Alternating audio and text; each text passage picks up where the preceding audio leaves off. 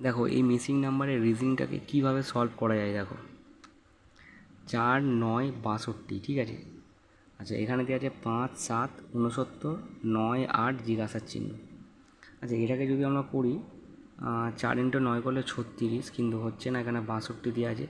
4 square কত 16, আর 9 square কত 81, যোগ করলে তো হবে না। যদি 81 থেকে আমরা 16 বাদ দিই কী হবে দেখো তো।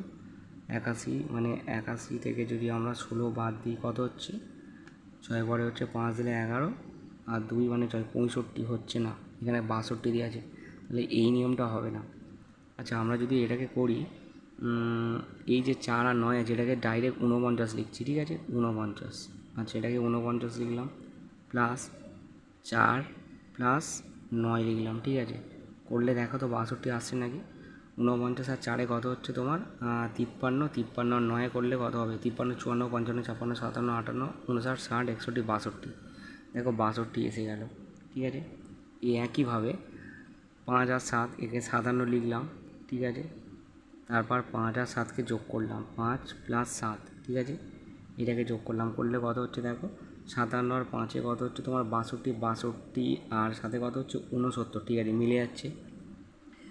তাহলে এখানে আছে 9 8, তাহলে এটাকে লিখবো 98 প্লাস, মানে এটা 98 প্লাস 9 প্লাস 8 লিখলাম, তাহলে 98, আর 8-এ কত হচ্ছে তোমার 98 106, 106 আর 9 কত হচ্ছে 115, তাহলে এই জিজ্ঞাসা চিহ্ন স্থানে কত হবে 115 হবে, ঠিক আছে। এটাই হচ্ছে উত্তর।